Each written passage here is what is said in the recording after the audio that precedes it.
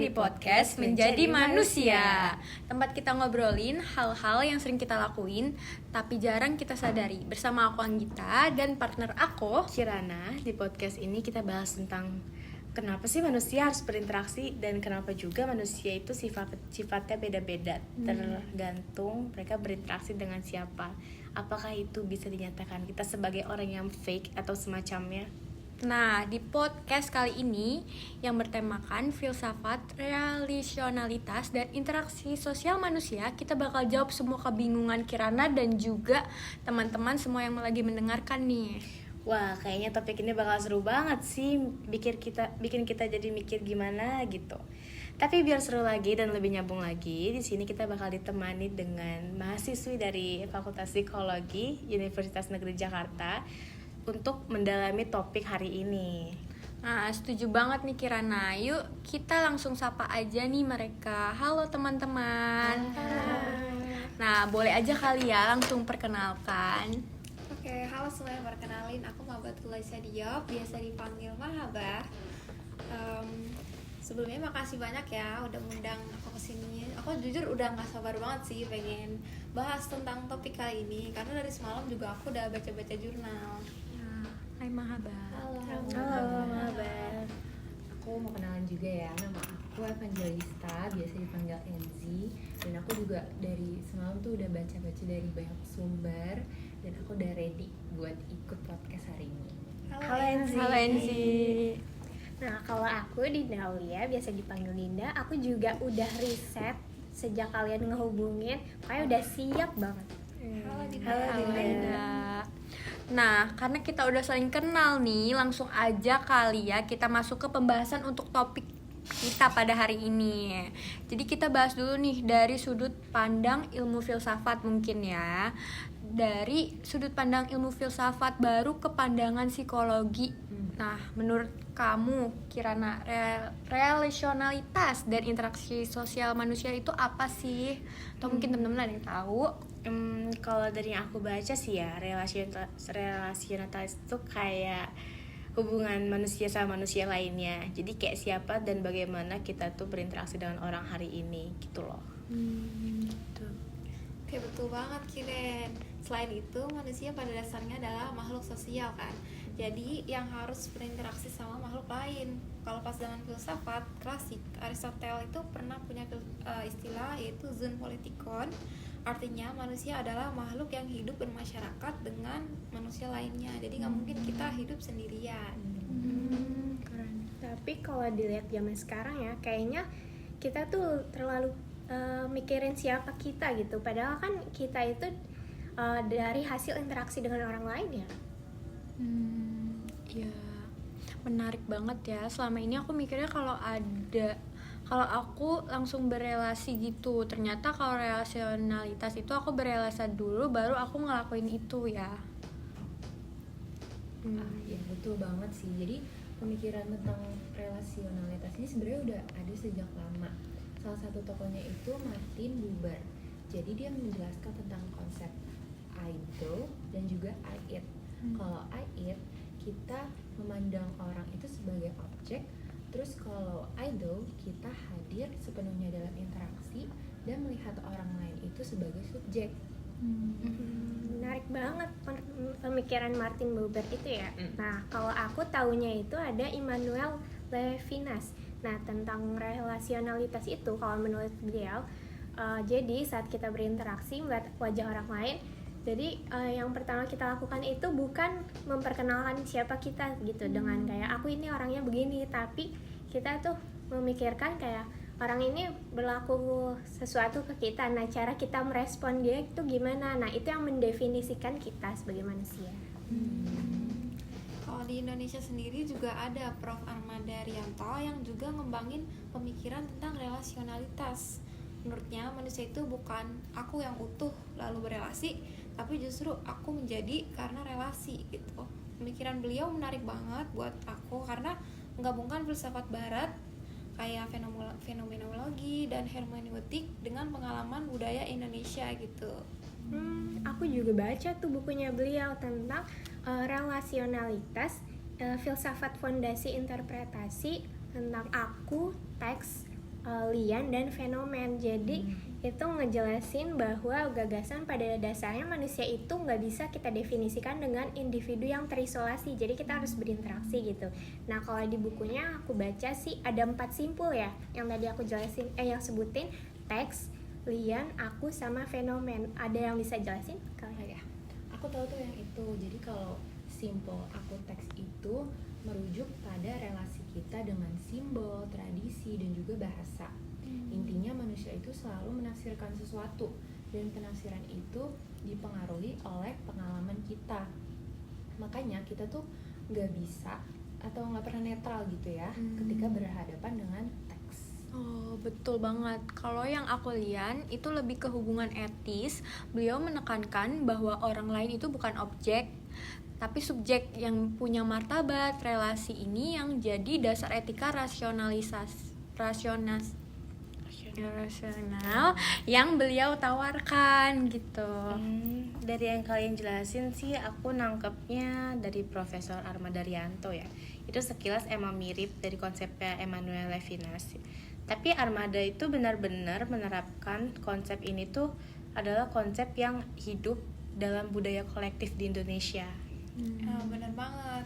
Relasi ketiga yaitu aku fenomen menjelaskan bagaimana manusia itu selalu berhadapan dengan realitas atau fenomena di sekitarnya.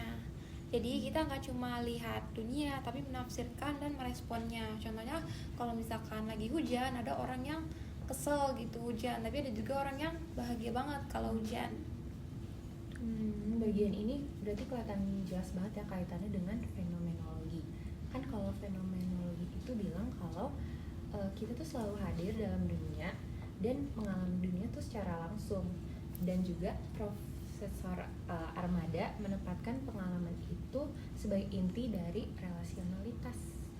Betul banget. Jadi relasionalitas itu nggak sekedar konsep sosial yang kayak kita tahu tentang interaksi kita sama orang lain, tapi juga konsep ontologis tentang siapa kita, bagaimana kita. Jadi kita tuh hadir bukan sekedar hadir, tapi berinteraksi dengan orang lain. Jadi nggak bisa terlepas dari relasi dengan orang lain.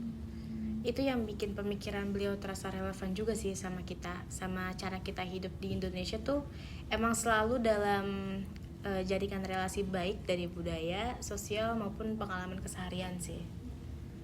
Dan relasi itu bukan cuma sekedar antar individu. Menurutku sih cara kita hadir dan memaknai realitas, nilai, kebenaran, dan kebahagiaan di dunia itu juga karena relasi sih.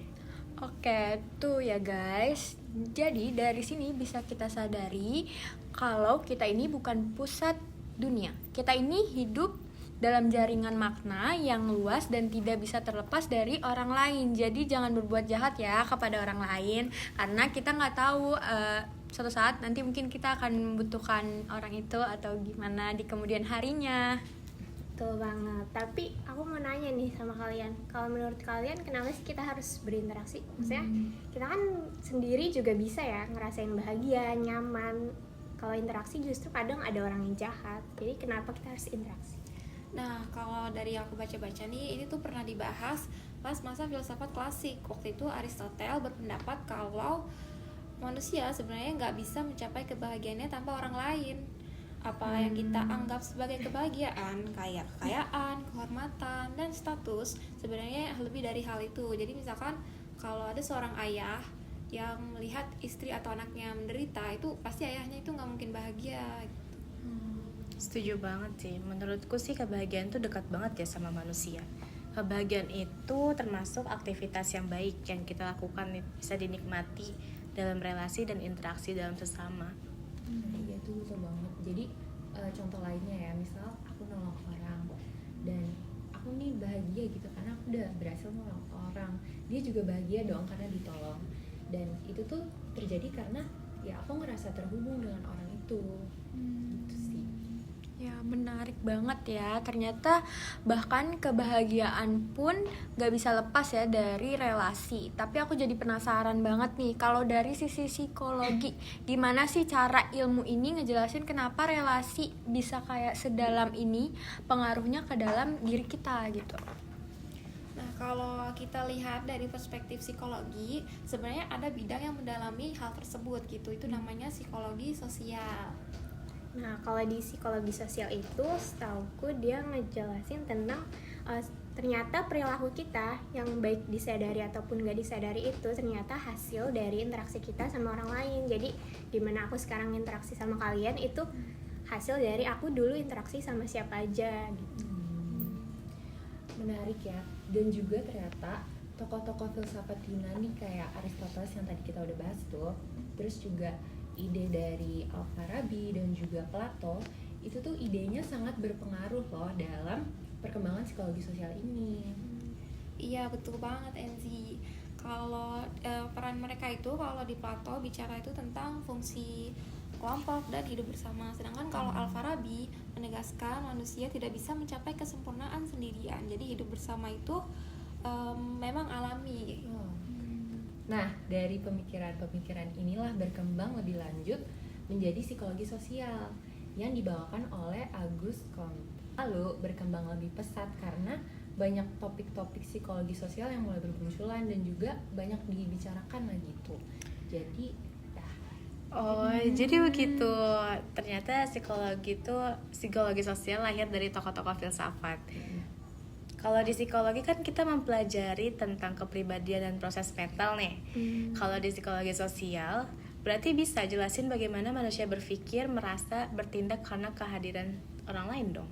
Iya dong, pastinya. Jadi kalau kita lihat nih dari teori-teori psikologi sosial itu ngejelasin gimana sih cara kerja interaksi kita dengan orang lain gitu. Nah, contohnya teori belajar sosial, lalu ada teori pertukaran sosial dan teori peran, itu ngejelasin tentang interaksi kita dengan manusia lain. Nah, aku tahu tuh tentang teori belajar sosial. Dari sini kita bisa lihat peranan relasi yang sangat kuat loh. Karena teori ini mengatakan kalau perilaku kita terbentuk dari meniru orang lain seperti orang tua, teman, atau orang-orang di sekitar kita. Berarti kalau dari teori ini kita belajar cara bersikap, berbicara, berperilaku, atau bahkan cara mencintai dari mereka yang hadir ke dalam hidup kita ya. Aku setuju sih, karena salah satu yang membentuk diri kita yang sekarang karena interaksi kita selama ini dengan manusia lain. Betul banget, aku juga berpikiran kayak gitu ya, sama kayak kamu. Terus ada lagi nih, kita lanjut ke tadi teori pertukaran sosial. Nah, jadi teori ini itu mengatakan kalau hubungan kita dengan sesama itu bertahan karena ada rasa saling memberi dan juga menerima. Contohnya kayak rasa aman, terus juga dukungan, perhatian, kasih sayang gitu. Jadi interaksi sosial itu memberikan kita makna ya, baik ke diri kita sama orang lain. Kalau yang tadi Enzi bilang tentang pertukaran sosial ya, teorinya itu berarti ngebentuk perjuangan kita di sosial itu ternyata nggak terlepas dari orang lain. Kita butuh orang lain gitu ya. Iya bener banget. Selanjutnya aku mau jelasin juga untuk teori peran sosial. Dari namanya udah bisa dipahami nih kalau identitas kita manusia dibantu oleh peran sesuai yang ada di sekitar kita. Contohnya misalkan kita ini memiliki sifat sabar, itu karena bisa jadi kita punya peran kakak gitu. Iya, jadi kayak dari teori ini kita diajarkan siapa diri kita sih di relasi sosial, apa yang harus kita lakukan, tanggung jawab kita gitu loh. Jadi menunjukkan bagaimana kita tuh seharusnya bersikap. Nah, fokusnya itu kepada status, fungsi, dan juga posisi kita dalam masyarakat. Nah, karena setiap peran itu kan pasti ada peran dan tanggung jawabnya ya, itu sih. Jadi ada tugas-tugasnya sendiri yang harus dijalankan. Jadi misalnya sebagai guru punya tugas dan tanggung jawab untuk mengajar, membimbing, dan memberikan ilmu. Sedangkan murid diharapkan belajar, menerima bimbingan, merespon ajaran yang diberikan sama si gurunya gitu. Benar banget, kayak gitu sih kurang lebih inti teori dalam peran psikologi sosial. Nah, tadi kan Kirana bilang kalau korelasi Tadi kan Kirana bilang kalau relasi itu bukan cuma interaksi sosial biasa, tapi cara kita hadir terlibat dan dihadirkan di dalamnya. Jadi menurut kalian di era modern yang sekarang ini ngebantu atau malah ngerusak relasionalitasnya itu sih? Kalau menurut aku sih dua-duanya ya, karena kan kita hidup di zaman dimana media sosial itu sangat berperan penting gitu dalam kehidupan manusia. Nah terus kita jadi bisa terhubung dengan banyak orang, baik dari negara sendiri atau dari negara orang lain. Nah tapi menurut aku itu hubungannya dangkal gitu interaksinya. Iya betul sih, jadi kayak hubungannya tuh di permukaan aja nggak sih, nggak nyentuh aspek emosional gitu. Dan itu mungkin juga yang bikin orang tuh gampang kesepian mungkin ya, karena ya mereka nggak secara emosional tuh nggak dapet gitu, walaupun mereka punya banyak teman online. Betul banget. Jadi punya relasionalitas ini kita melihat manusia itu bukan sebagai algoritma, tapi kita harus memahami manusia itu gimana emosinya gitu. Jadi penting interaksi sosial secara langsung, gak cuma di media sosial walaupun asik ya, tapi kita harus berinteraksi secara langsung gitu. Wah, menarik banget nih pembahasan kita kali ini, ya kan? Dari obrolan kita yang dari tadi nih, aku pribadi bisa menyimpulkan kalau relasionalitas itu bagian dasar dari manusia. Kita membentuk diri kita lewat hubungan dengan orang lain gitu, dari orang lain itu kan. Betul, dan kalau di psikologi sendiri juga udah jelas ya, yaitu persepsi kita itu hasil dari interaksi yang selama ini kita lakukan. Makanya kita harus punya relasi yang sehat biar jadi manusia yang sehat.